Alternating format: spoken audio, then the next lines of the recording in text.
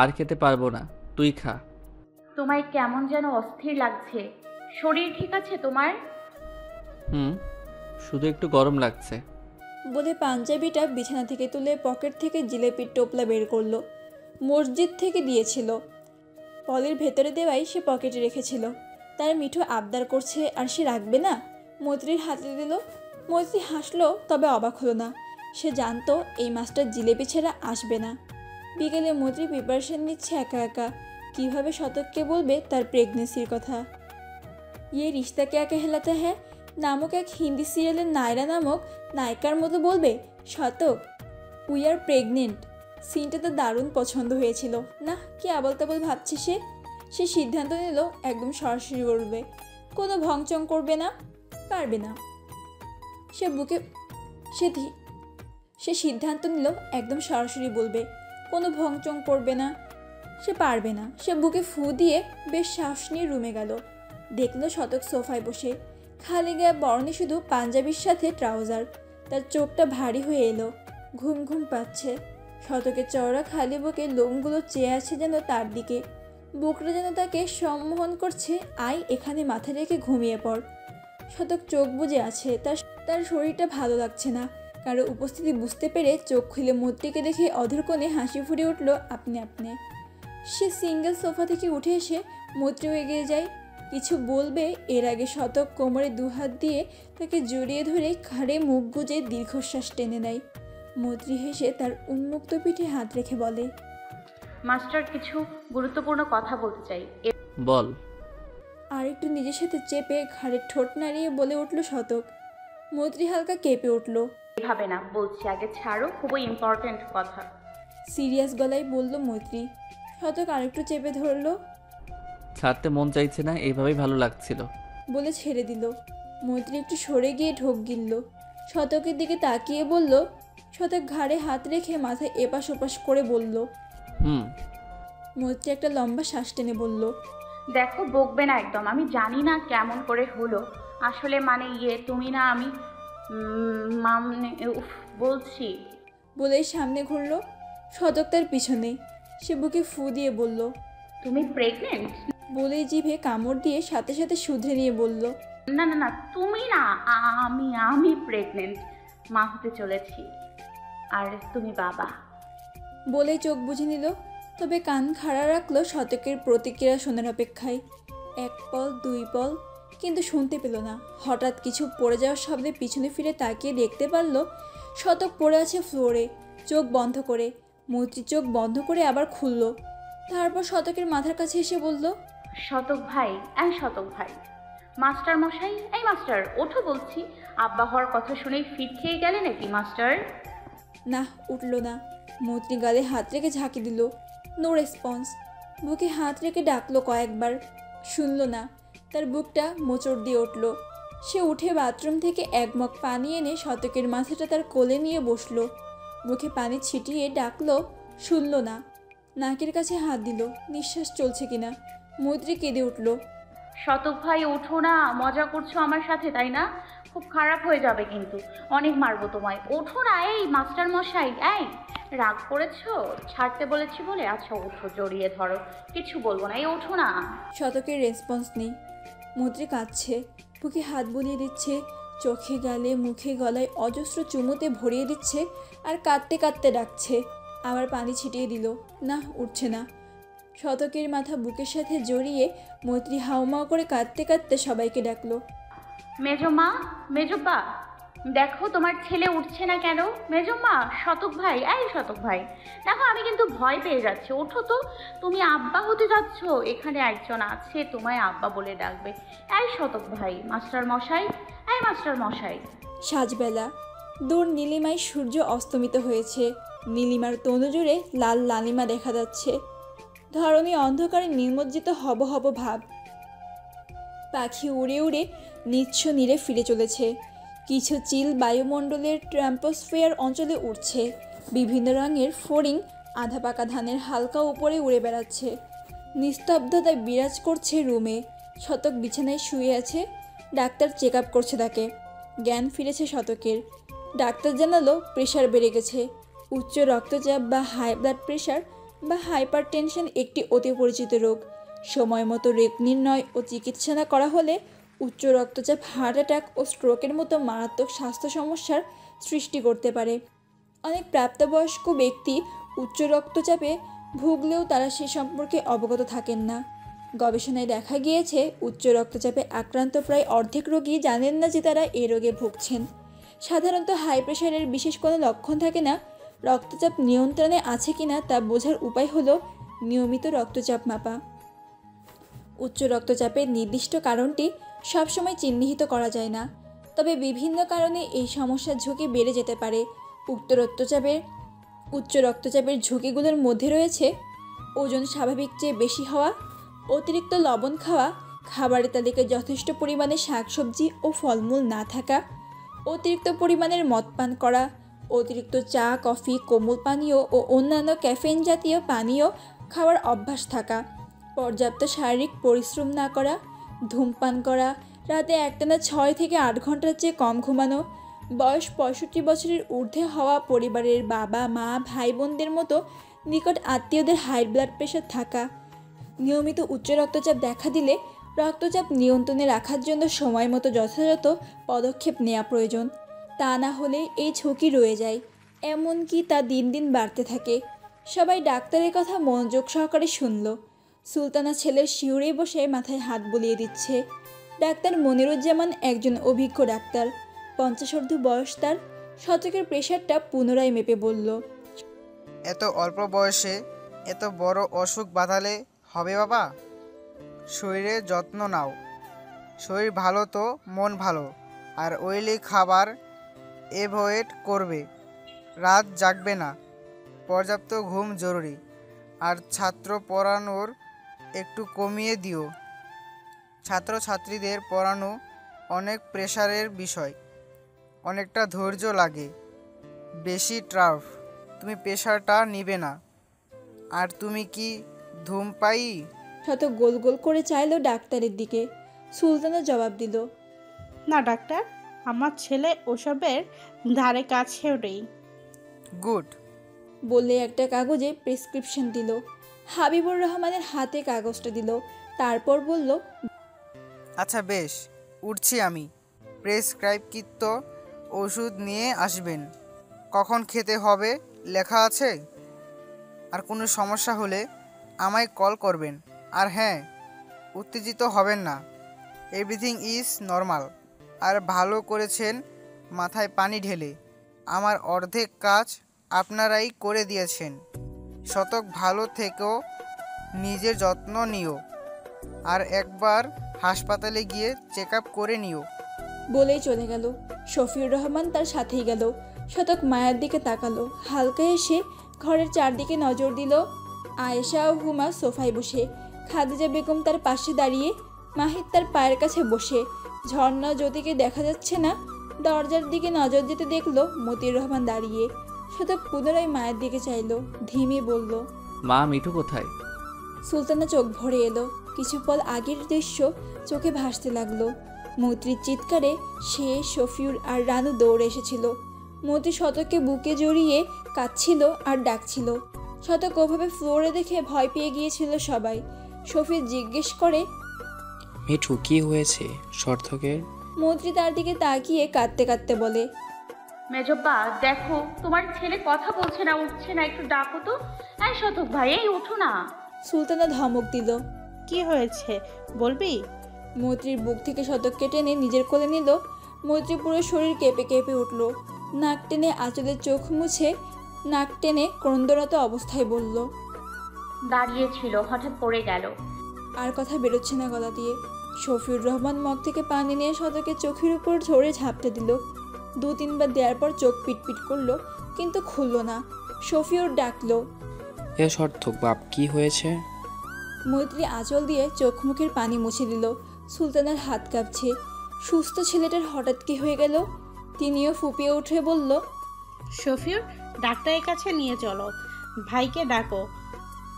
শফিউর বলল, কে বিছানায় শুয়ে দিই আগে।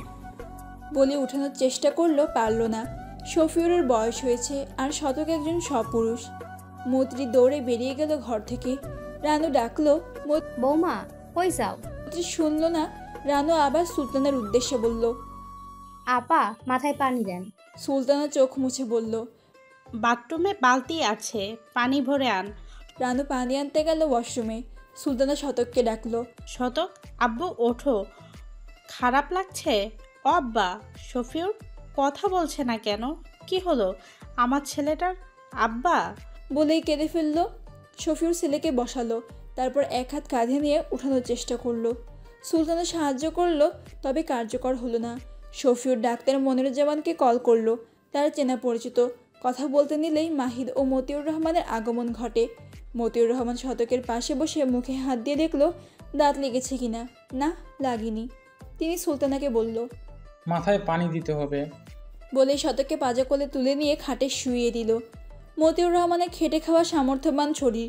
শতককে তুলতে তার বেগ পোহাতে হলো না। তারপর শতকের মাথায় পানি ঢালে বেশ সময় জুড়ে। সুলতানা শিওরে বসে পানি ঢালছে। মতিউর রহমান শফির থেকে ফোন নিয়ে নিজেই কথা বলল ডাক্তারের সাথে।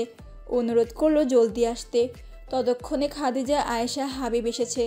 মতি দরজার ভাইয়ের হাতে ধরে দাঁড়িয়ে, তার চোখ দিয়ে অনর্গল বাড়িধারা বহমান। পানি ঢালা কিছু সময় পরেই শতক চোখ খোলে। তারপর ডাক্তার এসে তাকে চেক আপ করে।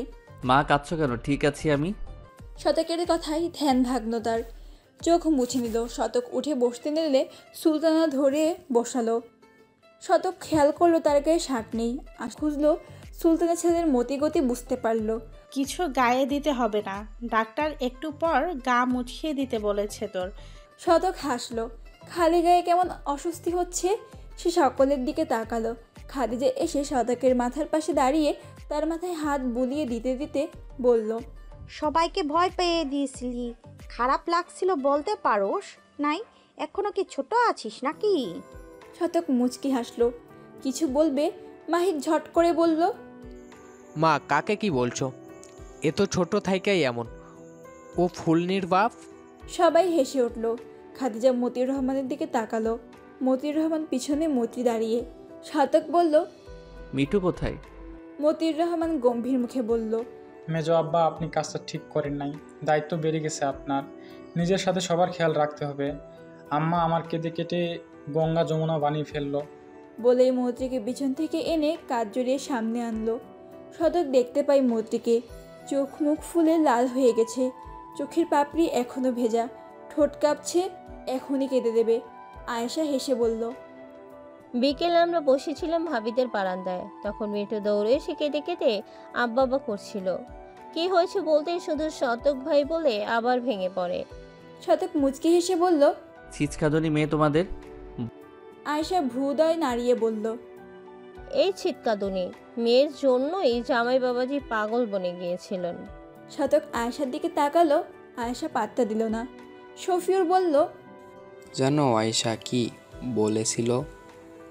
বলে যাব না স্কুলে, করব না চাকরি, বউ নেই, চাকরি করে কি করব, আর কত কি। তো বাবার দিকে তাকালো।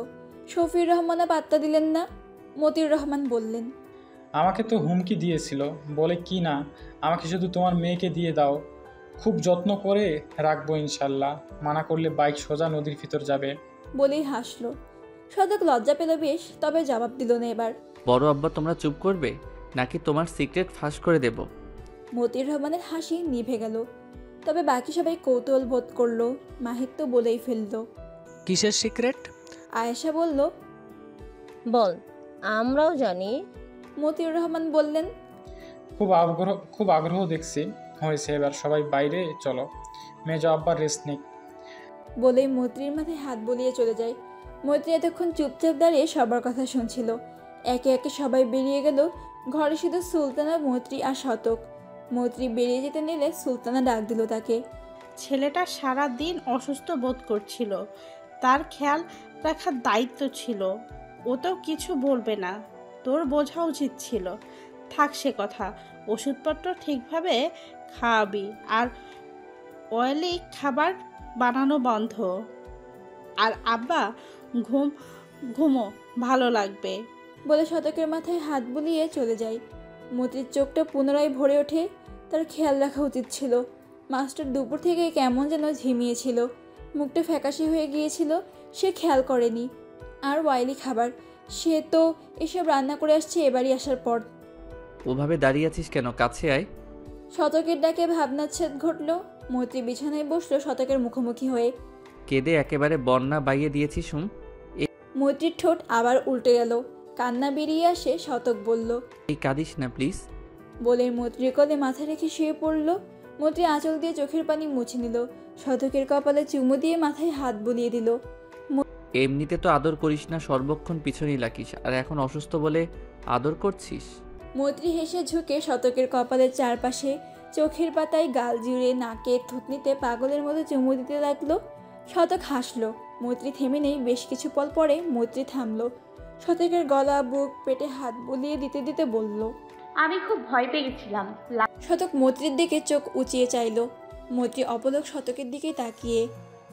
I am fine Mithu. মৈত্রী কিছু বলল না। না, নজর ঘোরালো। ভাবলো মাস্টারমশাই কি তখন শুনেছে তার কথা? জানে তার বাবা হওয়ার কথা? শুনেনি হয়তো। শতক চোখ সরিয়ে নিল। সিলিং ফ্যানের দিকে কয়েক পল তাকিয়ে কাত হয়ে মৈত্রীর উদরে মুখ গুজে দিল। এক হাতে কোমর বেষ্টন করে অপর হাতে উদরের আঁচল সরিয়ে নিয়ে পুনরায় মুখ গুজে দিয়ে কয়েকটা গম্ভীর চুম্বন করল। মৈত্রী কেঁপে উঠল। মাস্টারমশাই জানে? তখন যে বলেছিলি সেটা সত্যি? উদরে মুখ গুজেই বলল শতক। মৈত্রীর গা শিরশির করছে। শতকের দাড়ি চুকছে তার উদরে। মৈত্রী শতকের চুল শক্ত করে ধরে সরাতে চাইল। শতক সরল না, বরং আরও চেপে গেল।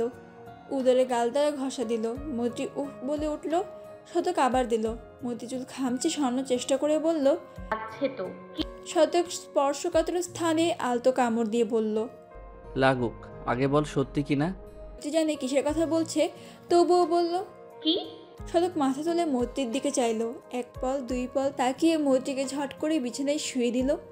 মৈত্রীকে আটকে নিয়ে আঁচল সরিয়ে দিয়ে পেটে মাথা রেখে বলল, এই জায়গাটায় আমার আব্বা অথবা আম্মা আছে তাই না মিঠু? আহা কি সুন্দর আদুরে ডাক। মৈত্রী লম্বা শ্বাস টেনে শতকের মাথাটা চেপে বলল। শতক হাসলো। উদরে চুমুতে চুমুতে ভরিয়ে দিল আর বিড়বিড়িয়ে আব্বা আম্মা জপতে লাগলো। তার বিশ্বাসই হচ্ছে না সে বাবা হতে চলেছে। কেউ তাকে আব্বা আব্বা বলে ডাকবে, ছোট ছোট হাত দিয়ে আদর করবে, কখনো শাসন কখনো কখনো শাসন, তার কোলে চড়ে বেড়াবে, কত শত আবদার করবে। কিভাবে জানলি? মা বুঝতে পেরে প্রেগন্যান্সি কিট এনে পরীক্ষা করতে বলেছিল। আমায় জানাসনি কেন? আজই জানতে পেরেছি তো। ওর কতদিন? 1.5 মাস, 2 মাস নাকি কি জানি না। হাসপাতালে গিয়ে চেক আপ করাবনি? আবার নীরবতা। শতক মৈত্রীর পেটেই মাথা দিয়ে শুয়ে আছে। মৈত্রী তার মাথায় হাত বুলিয়ে জিজ্ঞেস করলো, তুমি খুশি হয়েছো? শতক মাথা তুলে মৈত্রীর মুখের সামনে মুখ নিয়ে নাকে নাক স্পর্শ করে বলল, তোর কি মনে হয়? মৈত্রী শতকের গাল টিপে দিল। শতক মৈত্রীর পিঠের নিচে এক হাত দিয়ে তাকে বুকে জড়িয়ে নিল শক্ত করে। মৈত্রী তার বুকে মুখ গুজে দিল। আলহামদুলিল্লাহ, আমি খুবই খুশি হয়েছি মিঠু। আমার কেমন যেন ফিলিংস হচ্ছে, কেমন যেন, আই কান্ট সে। আমারও। আমি বাবা হব। আমি মা। আমায় আব্বু বলবে না, মামা বলবে। বলেই মৈত্রী শতকের বুক থেকে মাথা সরিয়ে চোখ টিপ দিল। শতকের ভ্রু কুঁচকে যায়। তোকে ফুপি বলবে, দেখে নিস।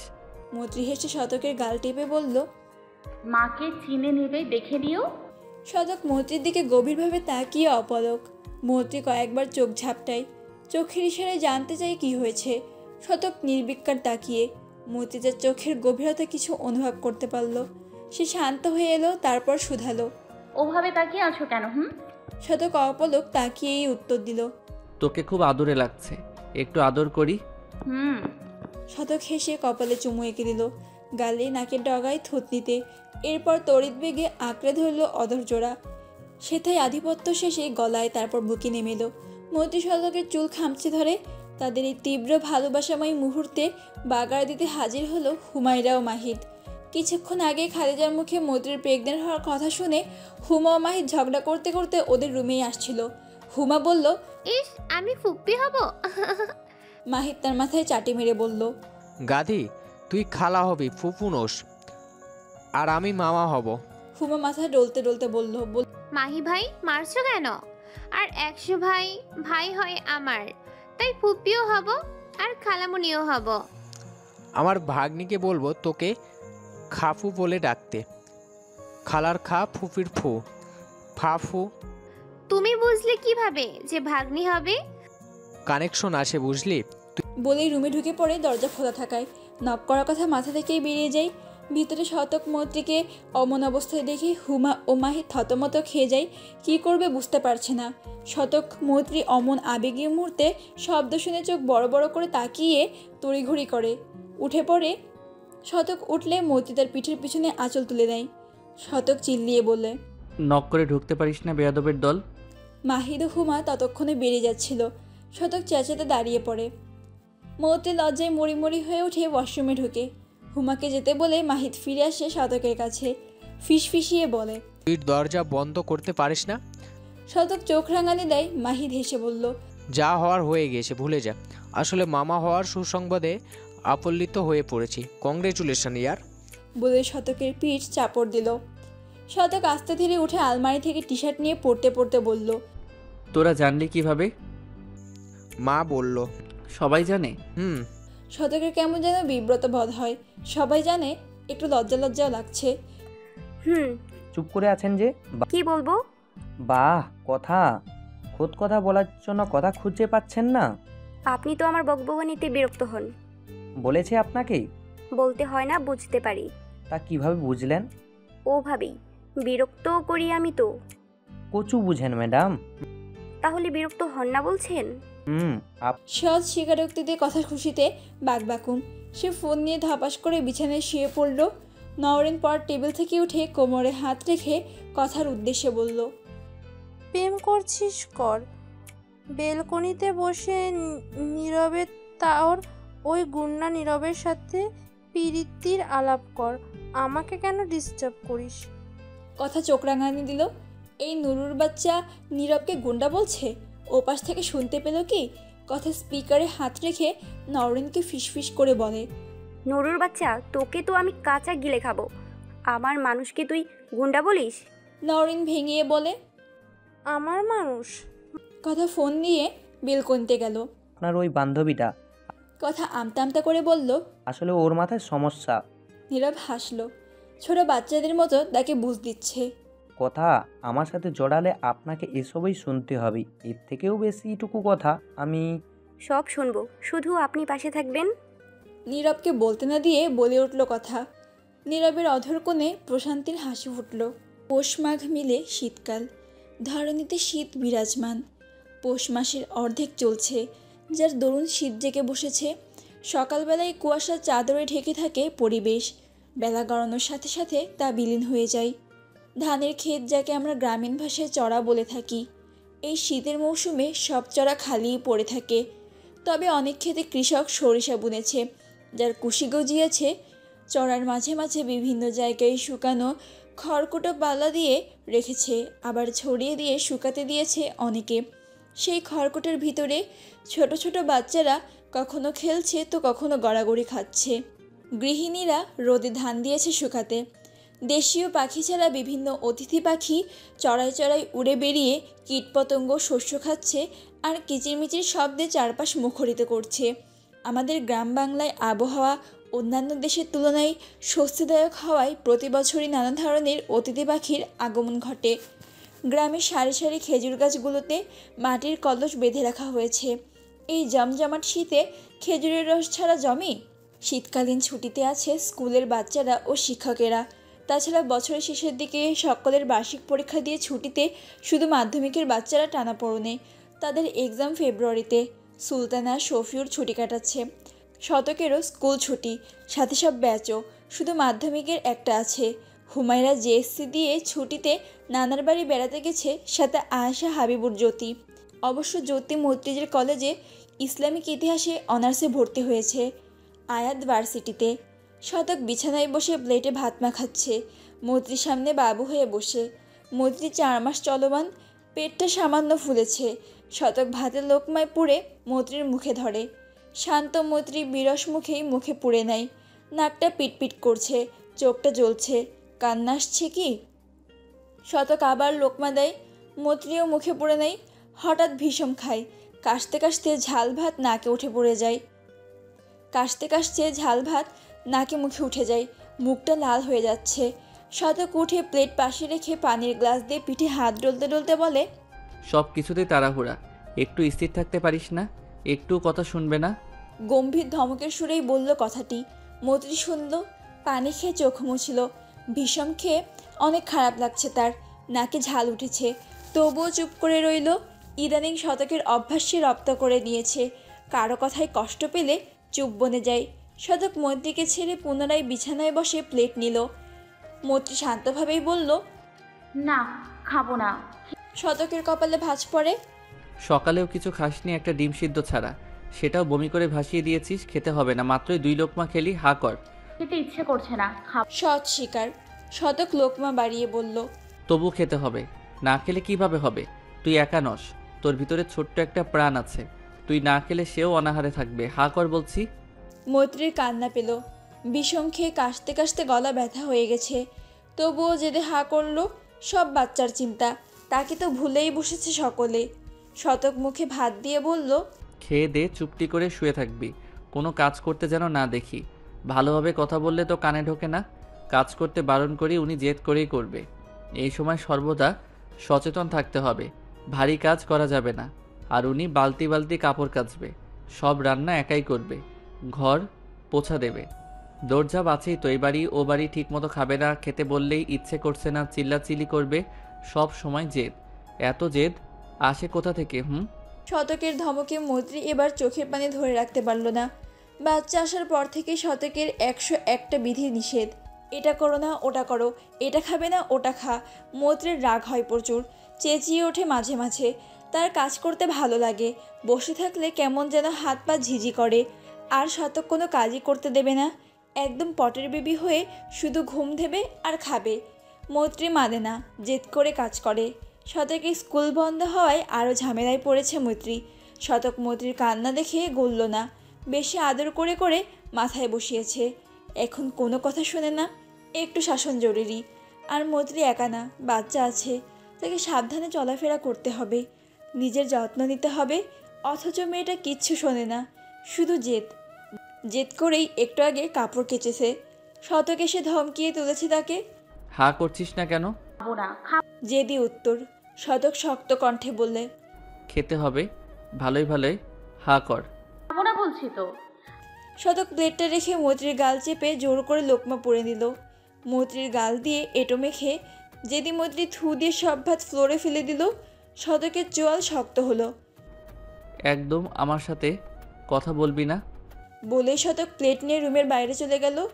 মৈত্রী তার যাওয়ার দিকে তাকিয়ে রইল, চোখ দিয়ে অনর্গল বাড়িধারা বইছে, গালে মুখে এঁটো লেগে তার। নীরব দোকানে বসে, তার চাচা নেই আজকে, শুধু সে আর কর্মচারী ছেলে বাবু। তেমন কাজ নেই কারো, দোকানে ভিড় নেই। এমনিতেই স্বর্ণের দোকানে ভিড় তো হয় না, তবে কাস্টমার আসে, কিন্তু কিছুদিন হলো কোনো কাস্টমার নেই। নীরবের মুখ গম্ভীর। বাবু ছেলেটা বেশ কয়েকটি ঝাড়ি খেয়েছে, তবুও উল্টোপাল্টা কথা বলে যাচ্ছে। নীরবের মুডটা অফ বেশ কিছুদিন ধরেই। আর মুড অফের কারণ কথা মেয়েটা আগের মতো নেই, একটু পরিবর্তন হয়েছে। আগে প্রতি রাতে কথা নিজে ফোন দিয়ে বেশ সময় ধরে আলাপ করতো, আর এখন নীরব ফোন দিয়ে মেয়েটি ধরে টুকটাক কথা বলতেই বলে রাখছি, পড়া আছে। এতদিন তো ধরেইনি। সেই পাগলামোটা আর নেই। ভালোবাসা কি ফুরিয়ে যাচ্ছে, নাকি ভালোবাসা ছিলই না, শুধু ক্ষণিকের আবেগ, নাকি জেদ? নীরব ভাবতে পারল না। মেয়েটির সাথে সে জুড়ে গেছে ওতপ্রোতভাবে। এখন কথার সাথে কথা না বললে হাঁসফাঁস লাগে, দম বন্ধ হবার উপযোগ। সর্বদা মাথায় কথা ঘোরে। মৈত্রীর কথা আর মনে পড়ে না, আর পড়বে কিভাবে? মৈত্রীকে তার ভালো লাগতো, শুধুই ভালোই। আর ভালো লাগাটা মৈত্রীর নরম সুলভ স্বভাব চরিত্রের জন্য। আর কথা, নীরব অনুভব করেছে মেয়েটাকে সে ভালোবাসে। তার মায়াতে নীরবকে বেশ বাজেভাবেই জড়িয়েছে। কথাকে সে কথা অনেকভাবে বুঝিয়েছে, আর মেয়েটা বুঝছে। তারপর সব ভালোই চলছিল। রাতের নির্জনে মিষ্টি মিষ্টি ফোন আলাপ, কখনো ভিডিও কলে একে অপরের দিকে তাকিয়ে থাকা, একে অন্যের কথায় মুচকি হাসা, লজ্জা পেয়ে যাওয়া। তারপর হঠাৎ করেই কেমন অবহেলা শুরু হলো। নীরব কথার সাথে সোশ্যাল মিডিয়ায় যুক্ত হয়েছে বেশ সময় ধরেই। নীরব কথার সব স্টোরি পোস্ট দেখে, একদল বন্ধুদের সাথে সেলফি, গ্রুপ পিক, রেস্টুরেন্টে খেতে গিয়ে সকলের সেলফি, কোথাও ক্যাম্পে গেলে আরও কত। ছবিতে বেশ কিছু ছেলে ফ্রেন্ডসও আছে। নীরব জিজ্ঞেস করেছিল কথা বলতো তার সাথেই পড়ে, সবাই ডাক্তার। নীরব কিছু বলতো না। কথার ছেলে বন্ধু থাকা নীরবের একটুও পছন্দ না, তবুও চুপ রইত। ছেলেগুলোকে দেখে কেমন হীনমন্যতায় ভুগত। ছেলেগুলো কত স্মার্ট হ্যান্ডসাম দেখতে, তবে সেও কম হ্যান্ডসাম নয়। সকলে তার সৌন্দর্যের প্রশংসা করে। তার দাদি তো বলে, আমার নাতি পুরাই রাজকুমার, তার থেকেও বেশি সুন্দর দেখতে। আমার নাতির থেকে সুন্দর পোলা এই গ্রামে আর একটাও নাই। কিন্তু সৌন্দর্যে কি এসে যায়? যোগ্যতা থাকতে হবে না? সে উচ্চ মাধ্যমিক টেনে টুনে পাস, আর ওরা ডাক্তার। ভাই কার কথা ভাবেন? ভাবির কথা? তা ভাবি কেবা আছে? আর তো আইসে না গ্রামে। বাবুর কথায় ভাবনার চেত ঘটল। বাবুকে ধমকে বলল, এত কথা বলিস কে তুই? মুখ বন্ধ রাখ, নইলে এমন জায়গায় মারমু না, না কাউরে দেখাইতে পারবি না সহ্য করবার। বাবু চুপ করে গেল। এই গুন্ডার ভরসা নাই। নীরব ফোন বের করে কথাকে কল করলো। রিং হতে হতে বন্ধ হয়ে গেল। নীরবের বুক হাহাকারে ভরে গেল। তবুও কল করলো আবার। না, এবারও কথা রিসিভ করলো। ওপাশ থেকে হ্যালো বলল। বলতে নীরব গম্ভীর কণ্ঠে বলল, কল রিসিভ করছেন না কেন? কথা আমতা আমতা করে বলল, রাউন্ডে ছিলাম, সাথে ডাক্তার ছিল তাই ধরতে পারিনি, সরি। রাতেও কি রাউন্ডে ছিলেন? কথার জবাব বন্ধ হয়ে গেল। কি বলবে? নীরব দীর্ঘশ্বাস ফেলে বলল, চুপ কইরা গেলেন যে? আসলে সারাদিন ব্যস্ত থাকি, রাতে ক্লান্ত হয়ে কখন চোখে ঘুম নামে। কথার উত্তর শুনে নীরব শুনতে চাইল। আপনি কি এখনো ব্যস্ত? কথা আমতা আমতা করে বলল, আসলে একটু একটু। আচ্ছা রাখছি। বলেই নীরব কল কাটল। নওরিন কোল্ড কফিতে চুমুক দিয়ে কথার দিকে তাকিয়ে বলল, বাহ, প্রেম এত জলদি ফুরুত। কথা কিছু বলল না।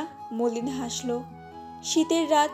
সাধারণত শীতের দিন ছোট ও রাত বেশি দীর্ঘ হয়, আর রাতের বেলায় জমকালো শীত পড়ে।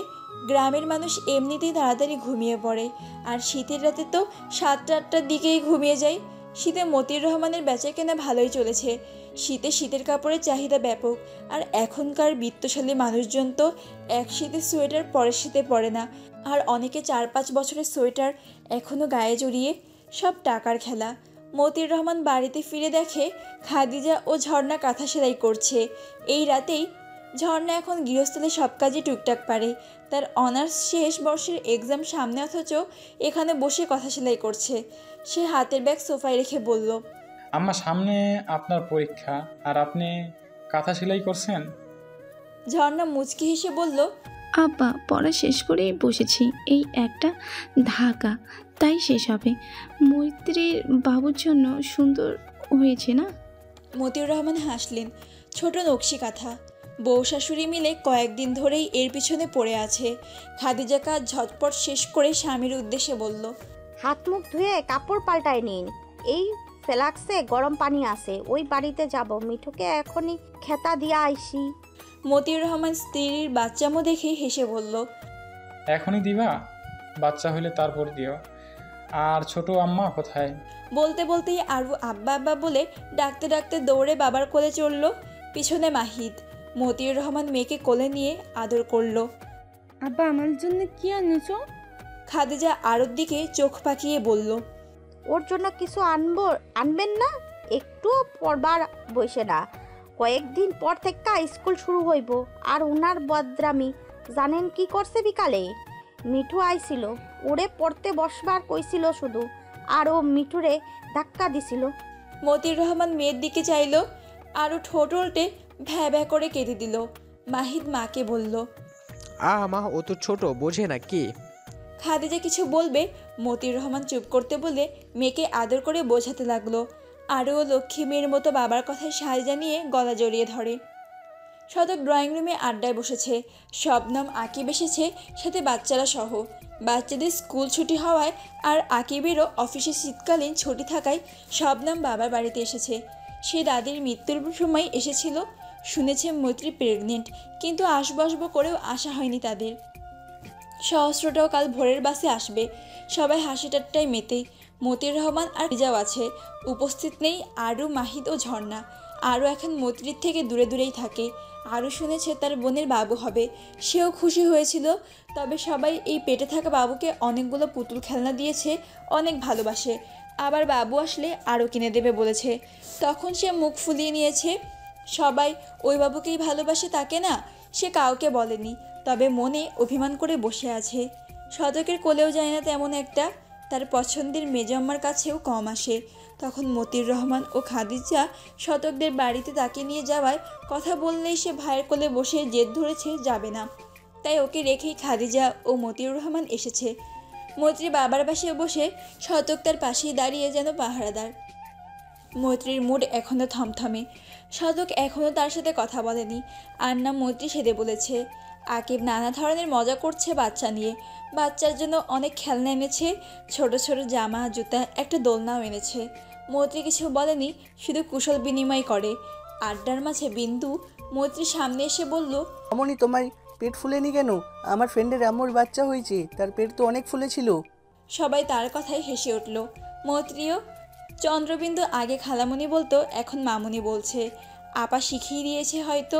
শতক বিন্দুর গাল টেনে বলল, আম্মাজান কেবল তো 4 মাস, আরও কয়েক মাস পরে বড় হবে। মৈত্রী বাবার বাহুতে মাথা ঠেকিয়ে দিল। মতিউর রহমান মেয়ের কাজ জড়িয়ে বলল, খারাপ লাগছে আম্মা? মৈত্রী মাথা নাড়ালো, লাগছে না। শতক বলল, বড় আব্বা তোমার মেয়ে একটু কথা শোনে না, সারাদিন কিছু খাইনি, দুপুরে 3 লোকমা খেয়েছে শুধু, এখন রাতে তুমি খাইয়ে দিও। আমার কথা তো শুনবে না। মৈত্রী মাথা নিচু করে নিল। সুলতানা শুনে বলল, এই স্টেজে ওকে সাবধানে থাকতে হবে, অথচ কেয়ারলেসের মতন থাকে। রানু আসে কেন? কাজ করার জন্য, অথচ মৈত্রী কাজ করবে, রান্না, ঘর মোছা, আজ নাকি কাপড় কেচেছে। ওকে কত করে বলি, শোনেই না, জেদ ধরে কাজ করে। আগে তো এমন ছিল না। হ্যাঁ, প্রেগনেন্সি টাইমে মেজাজ খিটখিটে হয়, কিন্তু নিজের ও বাচ্চার ভালোটা তো বুঝতে হবে। মৈত্রীর চোখ ছাপিয়ে জল গড়িয়ে পড়ল। সুলতানা তা দেখে বলল, কাঁদছো কেন? বকছি তোমায়।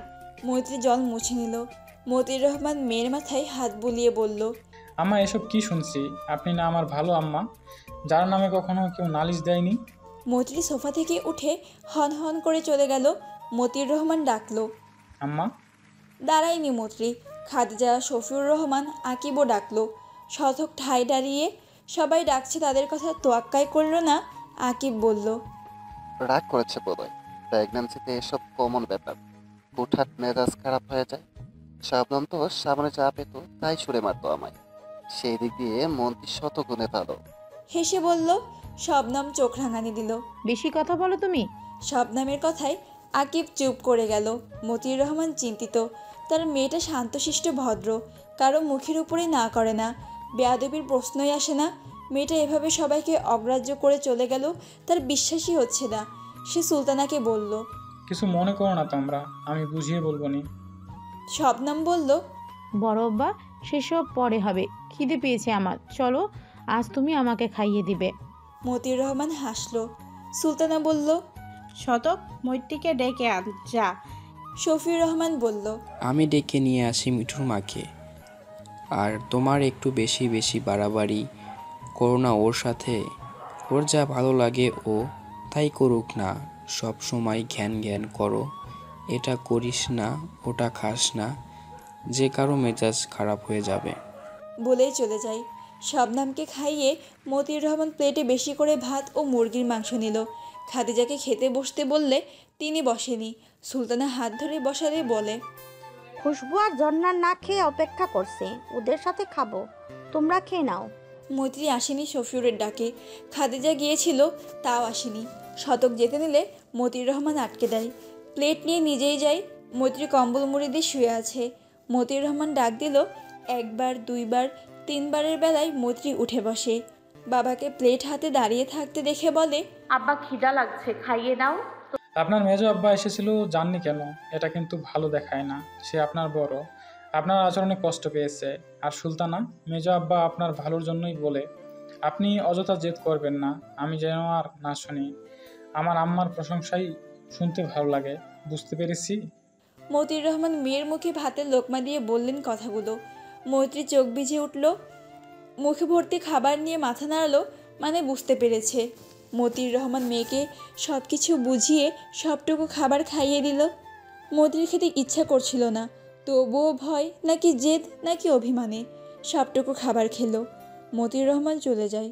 শতক রুমে এসে দেখে মৈত্রী বসে আছে, গায়ে গোল জামা পায়জামা বড় ওড়না দিয়ে গা ঢাকা, শীতের পোশাক পরেনি। শতক সোফায় পড়ে থাকা শাল নিয়ে ওর গায়ে জড়িয়ে দিল। তখন ওভাবে চলে আসার মানেটা কি? আমি কিন্তু বেয়াদবি সহ্য করব না। শান্ত গম্ভীর কণ্ঠে বলল শতক। মৈত্রী অন্যদিকে ফিরে শতককে চুপ থাকতে দেখে বলে, এই কথা বলছিস না কেন? ধমকের সুর। মৈত্রী নাক টেনে বলল, তোমার সাথে কথা বলতে মানা করেছিল। শতকের রাগের মাঝেও হাসি পেল। মৈত্রী বিছানা থেকে নেমে ওয়াশরুমের দিকে যেতে নিলে শতক তার সাথে পা বাড়ালে মৈত্রী শান্ত ভঙ্গিতে বলল, এখন কি আমি ওয়াশরুমেও যেতে পারবো না? নিষেধ আছে নাকি পাহারাদার হিসেবে সাথে থাকবে? শতক সরে দাঁড়ালো। বাঘিনীর আম্মা খেপেছে। মৈত্রী ওয়াশরুমে গিয়ে একটু পরেই বেরিয়ে আসলো। শতক ওয়াশরুমে গেল। ওয়াশরুম থেকে বেরিয়ে দেখে মৈত্রী শুয়ে আছে। সে টি শার্ট খুলে লাইট অফ করে পাশে শুয়ে কম্বল টান দিল। মৈত্রীও কম না, সেও টান দিল। শতক প্রত্যুত্তরে একটু জোরেই টেনে নিল। মৈত্রীর ওপর থেকে কম্বল সরে গেল। মৈত্রী আর টান দিল না। শতক বেশ কতক্ষণ শুয়ে থাকলো ওভাবেই। তারপর পিছন ফিরে দেখলো মৈত্রী থরথর করে কাঁপছে, তবুও কম্বলের ভিতর আসছে না। শতক মনে মনে নিজের কপাল চাপড়ায়, কম্বল জড়িয়ে মৈত্রীকে বুকে ঠেকে নেয়। এত জেদি মানুষ আমি কখনো দেখিনি। মৈত্রী এক হাড় কাঁপানো শীতে ও বেশ শতকের বুকে আরও জড়িয়ে গেল। শতক আরও শক্ত করে বন্ধনে আবদ্ধ করে নেয়। এত পোড়াস কেন তুই আমায়? কথা শুনলে তো আর বকি না। প্রেগনেন্ট হওয়ার পর থেকে কেমন অবাধ্য হচ্ছিস তুই? মৈত্রী শতকের বুক থেকে সরে বালিশে মাথা রাখলো। শতক তার উপর ফিরে নাকে নাক ঘষে। কাঁদছিস কেন? বকেছি আমি? মৈত্রী তার থুতনিতে কামড় বসালো, গালে গলায় বুকে বেশ কয়েকটি কামড় বসালো। শতক বলল, সরে যাব আমি? বলে সরতে নিলে মৈত্রী গলা জড়িয়ে ধরে। কি ছাড়, যাচ্ছি সরে। মৈত্রী ছাড়ল না, আরও শক্ত করে জড়িয়ে ধরে। শতক মাথায় হাত বুলিয়ে চুমু খায় চুলের ভাঁজে। মৈত্রী মাথা উঁচিয়ে চায়, শতক তার গালে অধর বসায় বেশ কয়েকবার। মৈত্রীর মন ভরল না। শতক ইশারায় বলল কি? মৈত্রী তার অধরে অধর বসিয়ে বলে, অনেক আদর করো। শতক হেসে উঠল। কুয়াশায় ঢাকা সকাল, চারপাশ আবছা আবছা দেখা যায়। সূর্যি মামাকে দেখা যায় নিভু নিভু। মাঠঘাট সব শিশিরে ভিজে আছে। পাখির কলতান একটু জোরেই শোনা যাচ্ছে, যেন পাখির দল একে অপরের সাথে ঝগড়া করছে। মৈত্রীর মনটা ফুরফুরে। সকাল ভোরেই উঠেছে। শতক মানা করে জাপটে ধরেছিল কম্বলের ভেতরে, এত ঠান্ডায় উঠতে দেবে না। মৈত্রী বেশ কিছু পল ওভাবে থেকে ওয়াশরুমের কথা বলে উঠে সেই যে এসেছে। মৈত্রীর হঠাৎ ভাবা পিঠা খেতে মন চাইল। ভাবলো মাকে বলবে, তাই মেন দরজা খুলে বাইরে বেরিয়ে আসে। পরনে সোয়েটার, টুপি ও চাদর। রাস্তা দাঁড়াতেই একটা পরিচিত মুখ দেখতে পায়। সে দৌড়ে কাছে যায়। আরে আরে বইয়ের বোন শালি, দৌড়াচ্ছিস কেন? আমি আসছিলাম তো। এই অবস্থায় কেউ দৌড়াই? হাজার ভাই এত ভোরে আসবে বলনি তো। সারপ্রাইজ। মৈত্রী সহস্রের বাহুতে কয়েকটা কিল বসিয়ে দিল। আরে এতদিন পর এলাম আর তুই মারছিস? ভাইকে বলছি দাঁড়া। তার আবার বউয়ের দোষ নজরে আসে না। মৈত্রী খিলখিলিয়ে হেসে উঠল। তখনই পিছন থেকে মিয়াও মিয়াও শব্দ শুনে মৈত্রী সহস্রের পেছনে তাকিয়ে অবাক হয়ে বলল, বাঘিনী। সহস্র হেসে বলল, তুই নাকি একা একা ফিল করিস? তাই তোর প্রথম বাচ্চাকে নিয়ে আসলাম এত ভোরে তোর বান্ধবীর বাড়ি থেকে। এখন থেকে এটার আগে পিছে ঘুরে বেড়াবি, কাছের ধারে কাছেও যাবি না। মৈত্রী হেসে বিড়ালটিকে কোলে তুলে আদর করলো। হাজার ভাই, তোমার ভাই আবার রেগে যাবে না তো? ওকে রাখতে দেবে? ভাই তো আনতে বললো। শীতের সকালে মিষ্টি ভোরের মিষ্টি আলু সবার ভালো লাগে। সবাই রোদ পোহাতে বসে পড়ে যেখানে মিষ্টি রোদ হাত ছানি দেয়। মতিউর রহমান চুলোর পাশে টুলে বসে হেসেলের আগুনের তাপ হাতে গরম করছে। রোদের এখনও খবর নেই। কুয়াশায় ভরপুর সকাল। খাদিজা বেগম এসেতে উঠোনে হেসেলে বসিয়ে তারপর দুপাশ উঁচু করে মাটির দেওয়াল দিয়েছে, বাতাস না আসে। খাদিজা খিচুড়ি রান্না করছে। মিঠুটা কেমন খিটখিট হয়ে গেছে। আচ্ছা, কয়েকদিন মিঠু এই বাড়িতে থাক, কি বলেন? ওর হয়তো এখানে একটু ভালো লাগবে।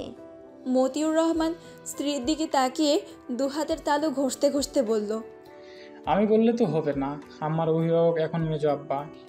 এক কাজ করো, সুলতান আর মেজো আব্বার সাথে কথা বলো। খাদিজা মাথা নাড়লেন। শুক্তো পাতা হেসেলের মুখে ঠেলে দিয়ে খিচুড়ি নাড়তেও লাগলেন। মৈত্রী গেট ধাক্কা দিল। মতিউর রহমান গিয়ে খুলে মৈত্রীকে বিড়াল করে নিয়ে আসতে দেখে বলল, আম্মা এটারে কই পাইলেন? মৈত্রী হেসে বলল, হাজার ভাই এনেছে মাত্র। ছোট আব্বা কখন আইলো? এই এখনই আসার সময় রাস্তায় দেখা হইল। বলে মায়ের কাছে দাঁড়িয়ে পড়ে।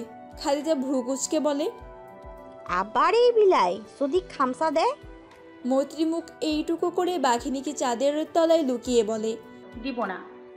শতক আব্বাই যদি রেগে যায়? আমি আনতে বলি নাই তো, তোমাদের শতক আব্বাই হাজার ভাইকে নিয়ে আসতে বলেছে। একটু জোরেই বলল। মতিউর রহমান গম্ভীর সুরে বলল, আম্মা এটা কেমন বিয়াদবি? খাদিজা সাথে সাথে বলল, ওভাবে বলিনি, আপনি কিছু বললেন না তো। মিঠু এখানে বয়, খিচুড়ি রাঁধিছি, খাবি? মৈত্রীর মুখটা মলিন। আজকাল অল্পতেই রেগে যায়, চিল্লিয়ে ওঠে, কান্না এসে যায়, তাই চুপচাপ থাকার চেষ্টা করে। তবুও কারো না কারো উপর রাগ ঝেড়েই ফেলে, বিশেষ করে শতকের উপর। কিন্তু শতক কিছু বলে না, শান্ত হয়ে বোঝায় আদর করতে করতে। না, বড্ড বেশি বেশি হয়ে যাচ্ছে আজকাল। কথায় কথায় রাগ আর কান্না চলে আসে। নিয়ন্ত্রণ করতে হবে। বিড়ালকে নিচে নামিয়ে দিল। বিড়াল দৌড়ে মৈত্রীর ঘরে চলে গেল। এটা যে তারও ঘর, আর তাকে এতদিন বনবাসে পাঠানো হয়েছিল। মৈত্রী মায়ের পাশে বসে আবদার জুড়ালো, কিছু খাইতে ইচ্ছে করে না আমার। ভাপের পিঠা বানাইবা, ওটা খাইতে মন চাইছে। খাদিজা হেসে মেয়ের পিঠে হাত বুলিয়ে বলল, খাইতে মন না চাইলেও খাইতে হইব। অল্প স্বল্প কইরা ঘন ঘন খাইবি, আর চাল ভিজাইয়া রাখি, পাঠ দিয়া গুড়া কইরা বানাইয়া দিবনি। আর কি কি খাইতে মন চায় কবি। মতিউর রহমান বসে মামির আলাপ দেখছে। মেয়েটা শুকিয়ে যাচ্ছে দিন দিন। যাবে না কেন? কিচ্ছু খেতে চায় না। ঝর্ণা, আরু আর মাহিদ এলো ঘর থেকে বেরিয়ে। আরু রাতে তাদের সাথেই ঘুমিয়ে পড়েছিল, আরও টুপিওয়ালা সোয়েটার পরে। পায়ে মোজা জুতা না পরে দৌড়ে বাবার কোলে বসলো। মৈত্রীকে দেখে বলল, তুমি কেন আসিছো? এমনি। মাহিদ হেসে বলল, ওর বাড়ি ও আসবে না? আরও মুখ গোমরা করে বসে রইল বাবার কোলে। মাহিদ আবার বলল, মিঠু মন খারাপ করে বসে আছিস কেন? খাদিজা মাহিদকে বলল, খুশবু চুপ করতো। মাহিদ হেসে মৈত্রীর টুপি টেনে বাইরে বেরিয়ে গেল। ঝর্ণা ঘর থেকে চেয়ার বের করে মৈত্রীকে বসতে বলল। মৈত্রী চুপচাপ বসে। ঝর্ণা ফিসফিসিয়ে জিজ্ঞেস করে। মৈত্রী মুচকি হেসে ফিসফিসিয়ে জবাব দেয়, হয়েছিল কাল রাতেই মিটমাট হয়ে গেছে। তা কিভাবে মিটমাট করলো? আদর করে? মৈত্রী হুম বলেই খিলখিলিয়ে হেসে উঠল। ঝর্ণাও হেসে উঠল। মতিউর রহমান, আরু ও খাদিজা দুজনের দিকে তাকিয়ে। মৈত্রী ও ঝর্ণা তাদের চাহনি দেখে ঝর্ণা আমতা আমতা করে বলে, ওই হাসির কথা শুনে। মতিউর রহমান দোকানে যাবে বলে উঠল। আরুকে বসিয়ে ঘরে চলে গেল। আরু চুপচাপ। ঝর্ণা হেসে তার গাল টিপে বলল, আজিও শোনা মুখ ফুলিয়ে নিয়েছে কেন? আরু মুখটা আরও ফুলিয়ে বুকে দুহাত বেঁধে ভেঙচি কেটে অন্যদিকে চাইল। মৈত্রী আরুর অভিযোগ বোঝে। সে ডাকলো আরুকে। আরু শুনল না। মৈত্রী এসে বোনের মাথায় হাত বুলিয়ে বলল, আমার কাছে অনেক চকলেট আছে, অনেক টেডিও খেলনাও আছে। ওগুলো এই বাবুর জন্য জানি আমি, আমারও আছে, আবার আরও কিনে দেবে। মৈত্রীর পেটে আঙ্গুল দিয়ে দেখিয়ে বলল আরু, তাই বাবু অত খেলনা দিয়ে তো খেলতে পারবে না, আর চকলেট তো খেতেই পারবে না। তুই কি নিবি কয়েকটা? আরু চোখ উজ্জ্বল হয়ে উঠল। পিট পিট করে চেয়ে বলল, সত্যি দিবে আমায়? তাহলে এক্ষুনি দাও। চল। শতক তড়িঘড়ি করে ঘর থেকে বেরুলো। পরনে শীতের পোশাক। বেশ জমকালো শীতই পড়েছে। সকালে মৈত্রী ওয়াশরুমে কথা বলে বিছানা থেকে উঠে ওয়াশরুমে ঢেকে গেলে বিছানায় শুয়ে শতকের চোখ পুনরায় লেগে যায়। সেই সুযোগে মৈত্রী লাপাত্তা। কি করছে কে জানে? শীতের পোশাক পরেছে কি? ভাবনার মাঝে সহস্র দৌড়ে এসে জড়িয়ে ধরে। সে পড়তে পড়তে বেঁচে যায়, ভাই ভাই ভাই, কত মিস করছি তোমাদের। শতক মুচকি হেসে পিঠ চাপড়ে বলল, আমরা কিন্তু তোকে একটু মিস করিনি। সহস্র ছেড়ে দিয়ে কপালে ভাঁজ ফেলে বলে, সে আমি জানি, আমায় মনে কেন পড়বে তোমার? বউ আছে না, এখন তো বাচ্চাও আসছে। ওয়েট করো কিছুদিন, আমিও বিয়ে করব। বিয়ের পরে বাচ্চার বাবা হব, তারপর বাচ্চা বিয়ে করাবো, নানা দাদা হব। তার আগে বড় তো হও আব্বাজান। সহস্র শতক পিছনে চাইল। সুলতানা দাঁড়িয়ে শতক মাকে জড়িয়ে বলল, আম্মা গো, তোমার হাত ধরিয়ে কই, এবার বিয়ে না করাইলে দেশে থাকবার নই আম্মা গো। সুলতানা হেসে উঠল। তাহলে ঘটককে খবর পাঠাই। Upgrade mummy, Ghatak is a all fashion. আমার মাম্মি ড্যাডি লাভ ম্যারেজ, ভাই আমার লাভ ম্যারেজ, আর আমি বাদ যাবো কেন? তোবা তাবা চুমকি আমাদের হবু বৌমা আইডি নাকি? পিছনে ড্রয়িং রুমে বসে শফিউর রহমান গলা উঁচিয়ে বলল। সহস্র মাকে ছেড়ে বাবার পাশে বসে মোবাইল ফোন বের করে কিছু বের করে। সুলতানা ও শতক তার পিছু পিছু এসে অন্য সোফায় বসে। সহস্র ফোন গেটে কিছু বের করে বাবাকে দেখিয়ে বলে, এটা আমারই ফেক আইডি, বুঝলা? আসলে স্যারদের কাছে নোট বা অন্যান্য দরকারি আইডিতে নক করলে সিনি করে না, রিপ্লাই তো দূরের কথা, তাই এই ফিমেল আইডি খুলে নক দিই। ও মা, স্যার সাথে সাথে রিপ্লাই করলো। তারপর থেকেই এই পন্থা অবলম্বন করতে হয়। সবাই হা।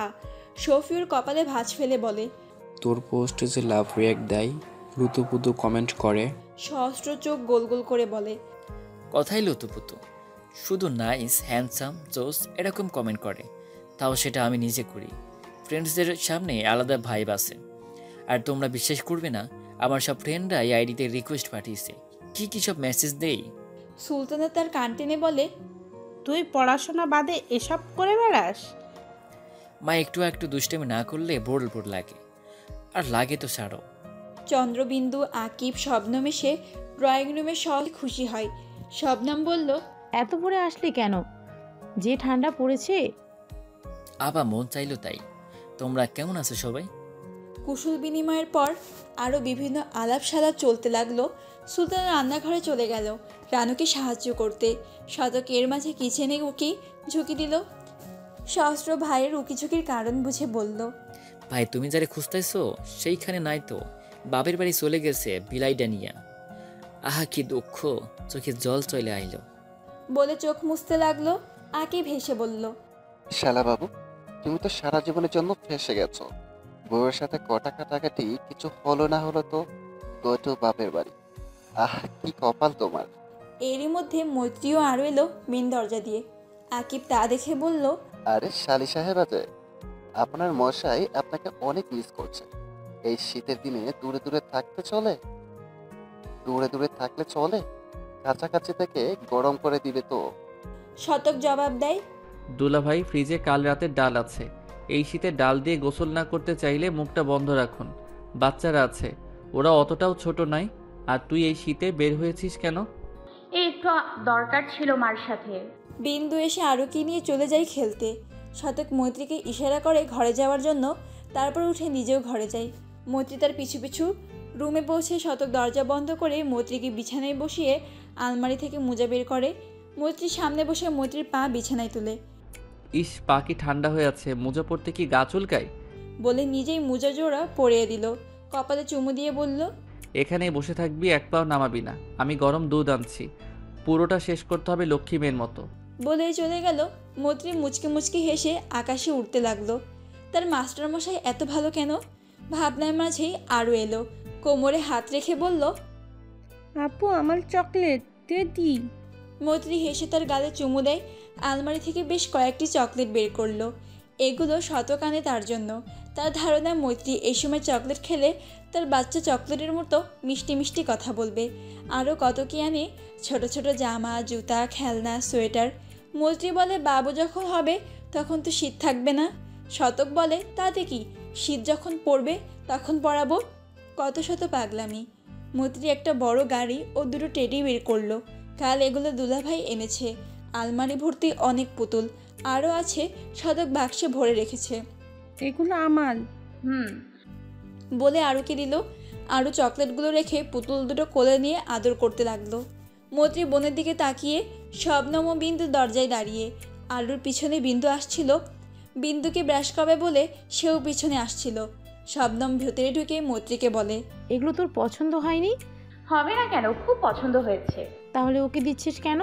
দেখ খেলনাগুলো আকিব তোর বাচ্চার জন্য এনেছে শখ করে, আর তুই আরুকে দিয়ে দিচ্ছিস।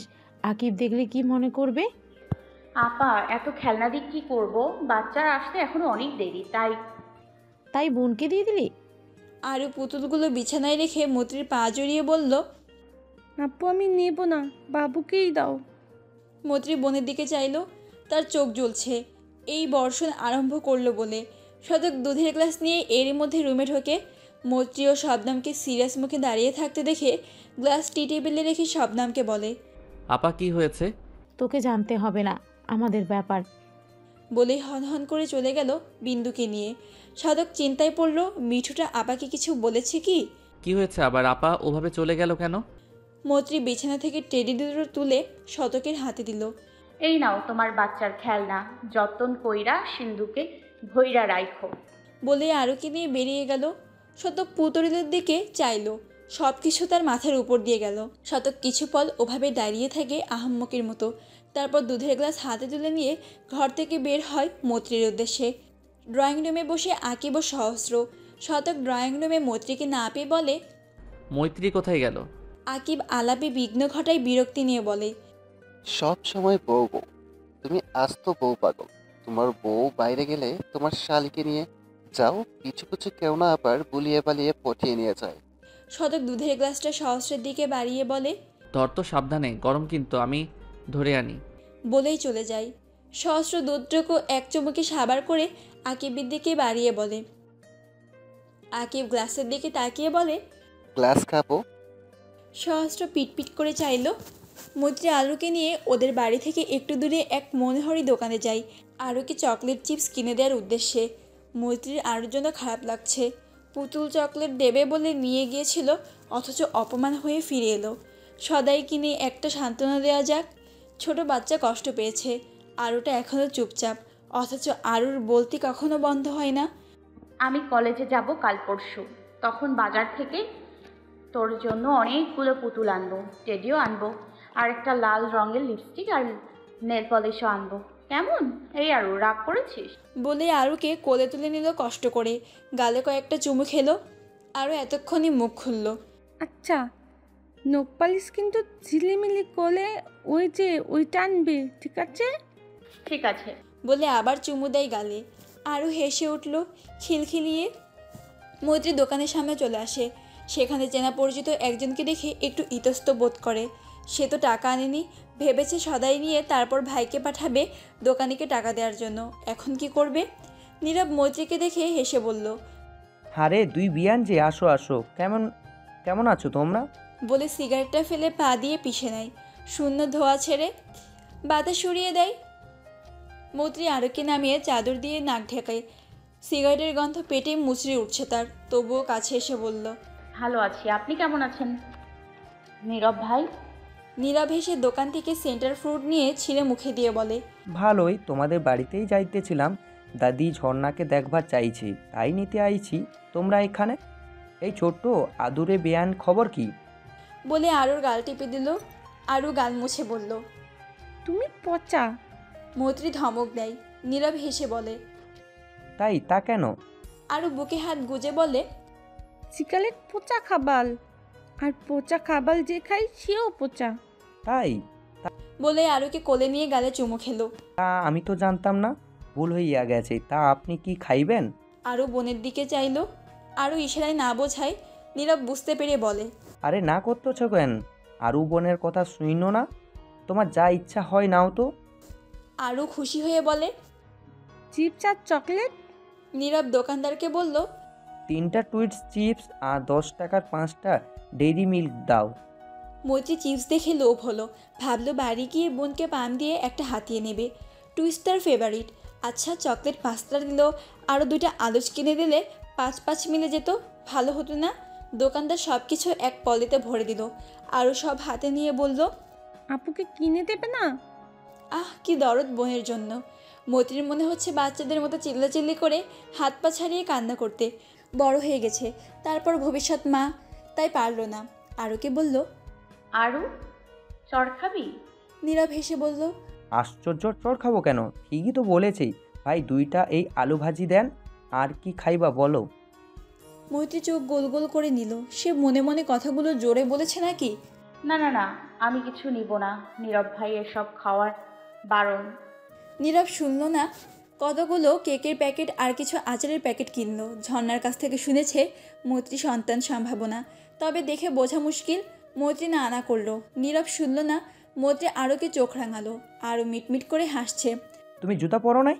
হঠাৎ নীরবের প্রশ্নে মৈত্রী তার দিকে চাইল। নীরব পায়ের দিকে ইশারা করে। মৈত্রী তাকায়। তাড়াহুড়ো করে জুতো না পরেই বের হয়েছে, পায়ে শুধু উলের মোজা। কী জবাব দেবে? নিজেকে কেমন পাগল পাগল লাগছে।